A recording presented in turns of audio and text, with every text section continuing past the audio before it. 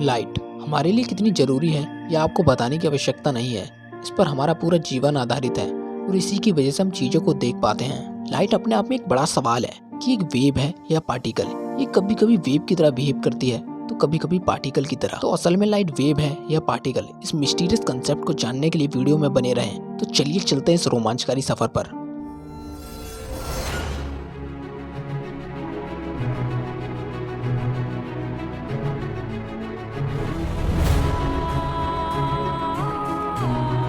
Hello दोस्तों, आपका स्वागत है आपके अपने चैनल हेलो साइंस में। लाइट शुरू से ही लोगों के लिए एक मिस्टीरियस कंसेप्ट रहा है। लोगों ने लाइट के बारे में कब और कैसे सोचना शुरू किया, हमें इसके लिए कुछ समय पीछे चलना होगा। द एंशिएंट ग्रीक्स पहले वैज्ञानिक थे जिन्होंने सोचा कि लाइट क्या है और हमारी आंखें कैसे काम करती हैं।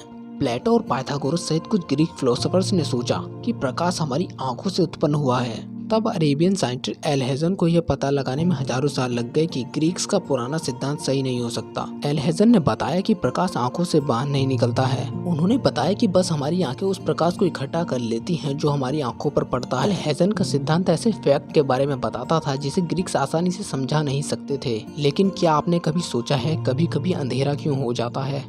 क्योंकि बहुत कम वस्तु हैं जो स्वयं का प्रकाश उत्सर्जित करती हैं। इनमें से कुछ स्पेशल सोर्सेज हैं, हमारा सूर्य और लाइट बल्ब। बट हमारी आंखों पर पड़ने वाला प्रकाश सूर्य से उत्पन्न हुआ है जो एम्प्टी स्पेस में मिलियंस किलोमीटर की यात्रा कर हम तक पहुंचता है। लेकिन आपने कभी सोचा है इतनी दूर से हम तक आने वाला प्रकाश ये क्या है? ये किस चीज से बना है? ये वेव है या पार्टिकल? आखिर लाइट का नेचर कैसा है, इसको समझाने के लिए सर आइजैक न्यूटन ने 1675 में कॉर्पस्कुलर थ्योरी दी।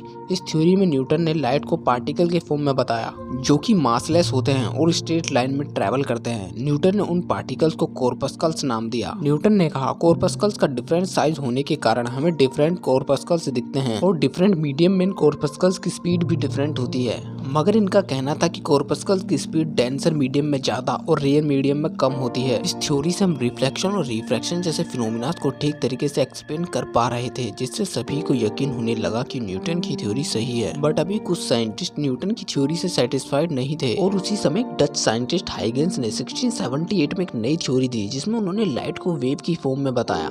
मगर इनकी थ्योरी कोई मानने को तैयार नहीं था क्योंकि न्यूटन उस समय के बहुत बड़े साइंटिस्ट थे, तो सभी उनकी थ्योरी को सही मानते रहे। बट हाइगेंस की थ्योरी भी रिफ्लेक्शन और रिफ्रैक्शन जैसे फिनोमिना को प्रूव कर दे रही थी।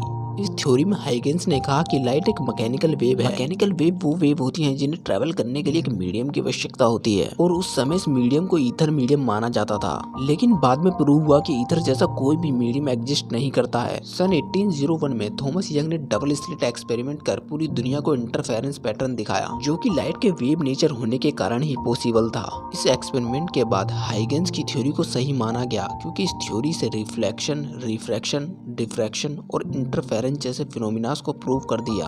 बट ये थ्योरी पोलराइजेशन को प्रूव नहीं कर सकी क्योंकि हाइगेंस ने लाइट को मैकेनिकल वेव माना था और आगे जाके प्रूव हुआ कि लाइट मैकेनिकल वेव नहीं है बल्कि इलेक्ट्रोमैग्नेटिक वेव है, जिससे हम पोलराइजेशन को भी प्रूव कर पाए। इन सभी चीजों के बाद लाइट को वेव माना गया। बट 1887 में German physicist Heinrich Rudolf Hertz ने फोटो इलेक्ट्रिक इफेक्ट को डिस्कवर किया जिसे कि एल्बर्ट आइंस्टाइन ने 1905 में मैथमेटिकली एक्सप्लेन करके लाइट को पार्टिकल की फॉर्म में बताया। ऐसे ही लाइट डिफरेंट सिचुएशंस में डिफरेंट नेचर शो कर रही थी जिससे कि लाइट के नेचर को समझना और भी ज्यादा मुश्किल हो रहा था। बट आज मॉडर्न साइंस के अकॉर्डिंग लाइट के नेचर को डुअल नेचर माना जाता है, अर्थात लाइट वेव और पार्टिकल दोनों की तरह बिहेव करती है। हमारे नेचर में जितने भी तरह के इलेक्ट्रोमैग्नेटिक रेडिएशन पाए जाते हैं उन्हें हम लाइट कह सकते हैं। हालांकि लाइट शब्द का उपयोग विजुअल लाइट को डिनोट करने के लिए किया जाता है, परंतु हम इलेक्ट्रोमैग्नेटिक स्पेक्ट्रम में मौजूद सातों प्रकार के रेडिएशन को लाइट कह सकते हैं।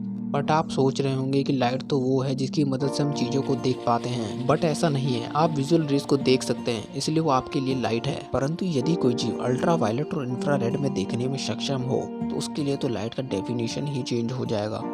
इसलिए हम सारे इलेक्ट्रोमैग्नेटिक रेडिएशन को लाइट कह सकते हैं। आज के लिए इतना ही। आशा है कि आपके सारे डाउट क्लियर हो चुके होंगे। वीडियो पसंद है तो चैनल को सब्सक्राइब और वीडियो को लाइक कीजिए क्योंकि आपका एक लाइक हमें वीडियो बनाने के लिए मोटिवेट करता है। Thanks for watching, like and comment.